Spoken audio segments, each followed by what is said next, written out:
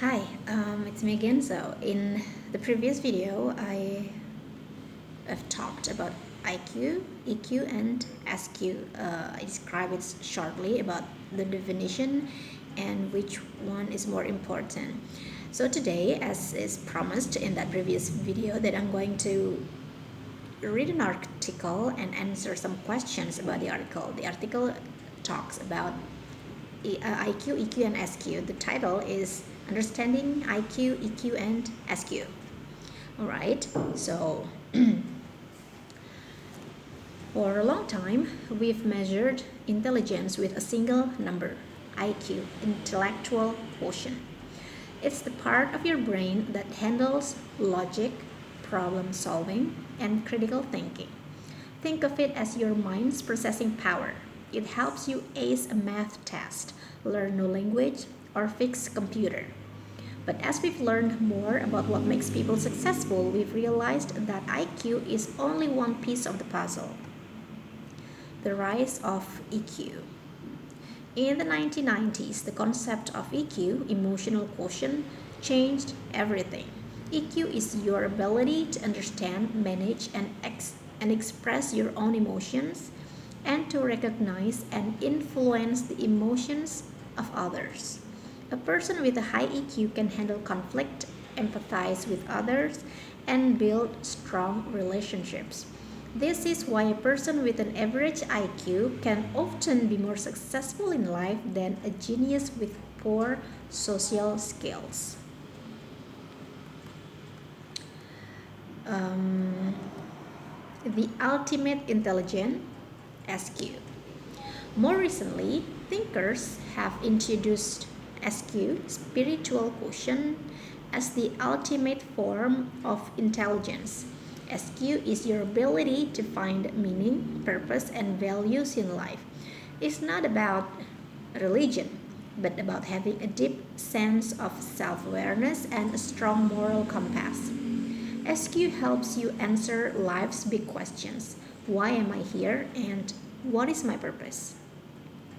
The fascinating part isn't which one is best, but how they all work together. The problem with only having one, the problem with only having one. An individual with a high IQ might be a brilliant scientist, but without EQ, they could struggle to work on a team. Without SQ, they might use their intelligence for a self serving or even harmful purpose. A balanced approach. Imagine a leader with a high IQ who can solve complex business problems and a high EQ, add a high EQ, and they can inspire their team to work together. Then, with a strong SQ, they can lead their company toward a mission that benefits society, not just bottom line.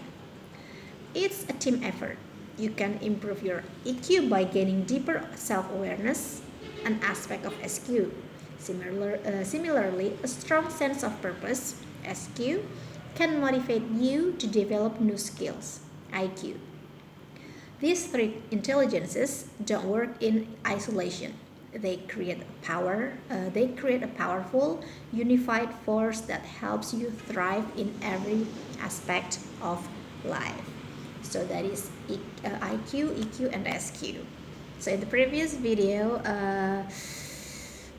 I haven't read the article and I didn't really understand the connection between IQ, EQ, and SQ. Now that I have read the question, now that I have read the article, uh, probably I can answer the questions in a more knowledgeable and probably wiser than the previous video.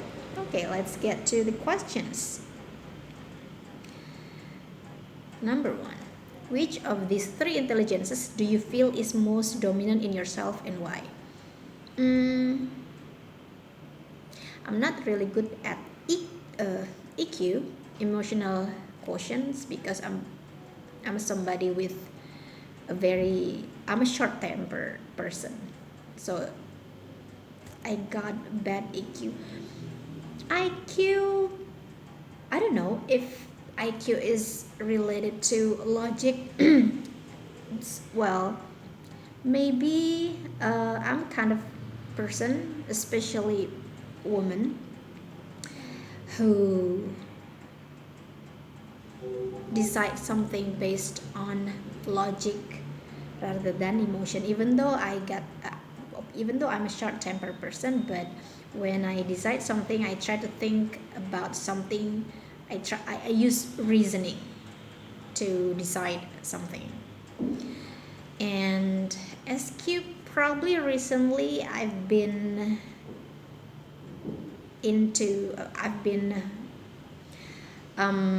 reading, listening to resources that enrich my spiritual quotient. Probably now I'm a wiser person.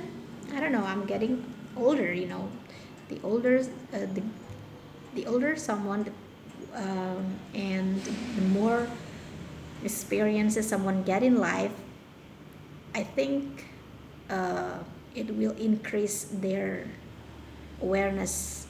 They increase their self-awareness, and thus can probably improve their uh, spiritual quotient. All right, number two. Can you recall a time when your IQ wasn't enough to solve a problem, and you had to rely on your EQ and SQ? Well, it is very recently it happened to me. Because it's very recently happened to me, how I deal with my own family, how I deal with my kids, and how I deal with my husband. Is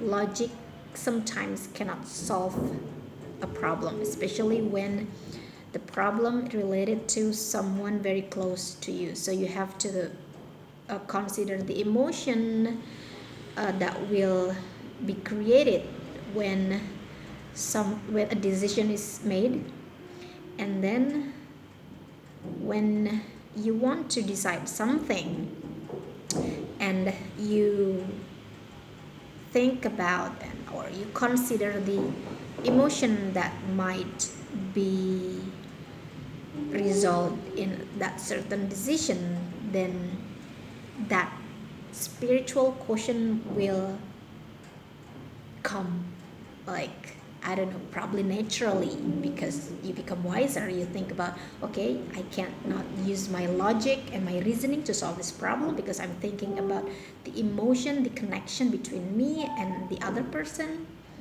Then that spiritual quotient came up. Okay, I have to have this self-awareness. What am I gonna do that can affect other person? Something like that. So yeah, it just happened recently. Number three, what are small practical ways you try to develop your EQ and SQ in your daily life? Emotional quotient, contemplation. It's this contemplation word. I use it like a couple of months lately. Contemplation. I have to contemplate on myself. I have to understand my own emotion, and I have to able to see other people feel about me, about what I say, about what I do, about my decision. And again, what is my purpose in life? Is my decision today can does my decision today affect other people? And is it for a better future for myself? Is it for a better purpose in my life or not?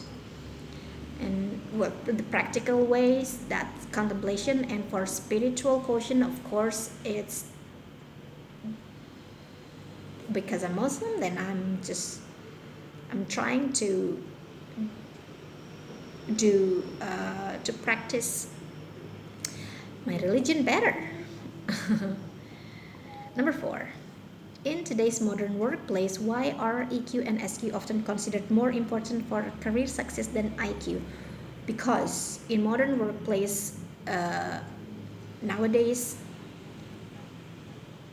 it's not about competition. Probably back then, maybe like, I don't know, many years ago, people are compete against each other, so they focus on their own IQ.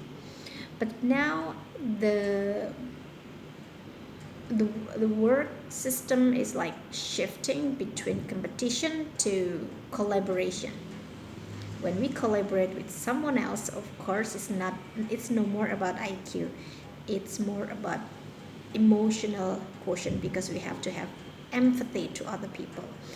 And again, we have to have self-awareness, of course, so that we can create a more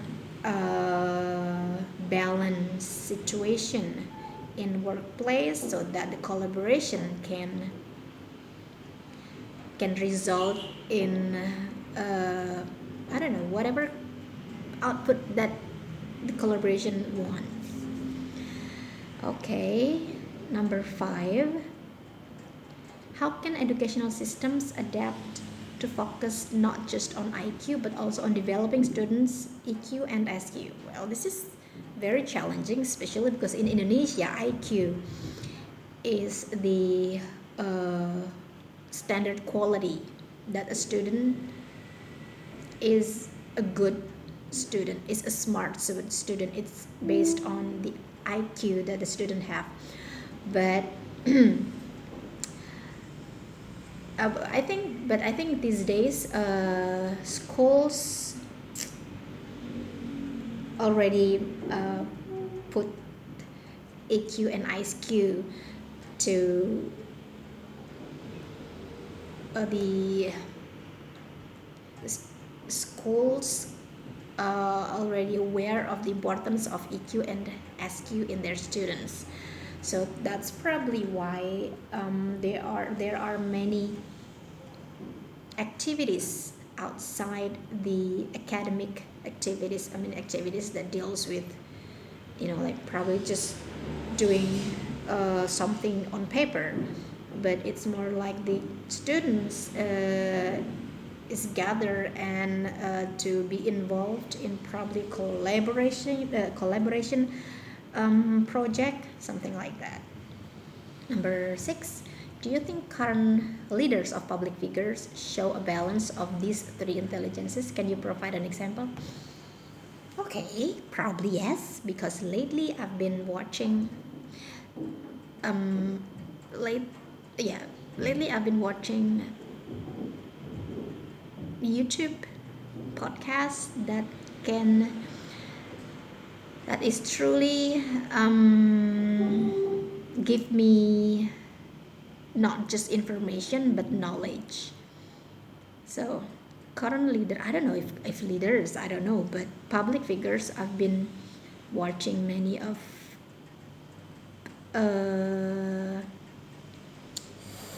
Sabrang Damar Panuluh, and then Raymond Chin, and who else? Oh, Felix Xiao. I used to not hate, but I used to don't like his kind of, I don't know, action. Well, probably back then he was also the number 2 radicalist in Indonesia. But then I figured out that, well, he was such a cool person. And I also watch many YouTube channel that is built by Komikas. Yeah, and I think the Komikas, they have these three quotients. I think they're intelligence, they're smart actually, and they also have EQ, and I think it's SQs like sometimes I forgot their names. The the the the the podcast that I watched sometimes from Tomika is what is it? Titik kumpul. Yeah, titik kumpul. We have Akbar and Akbar. I don't know who's the name. And then Ari Kriting, and then I don't know, a Mamat, the gun shop. Well, I think those public figures are, you know, they are not a kind of person or a kind of public figure who will talk recklessly in public, and they also have intelligence. And well, yeah, based on situation, they can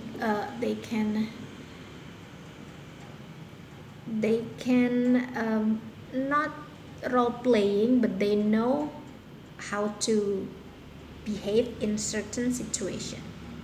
And I think without IQ, EQ, and SQ, they won't be able to do their role uh, well in that certain situation when they have to be, for example,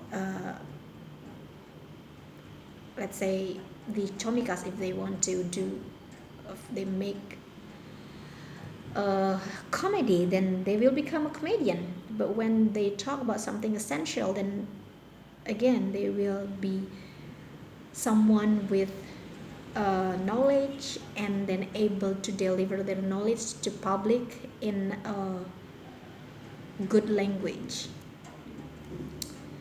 Okay, there are only 6 questions, so that those are my answers. I hope what I explained in this video is better than the previous one, because the previous one I explained IQ, EQ, and SQ based on my narrow understanding about this quality. But now that I have read the articles, hopefully it can also improve my English skills. I'll see you in the next video.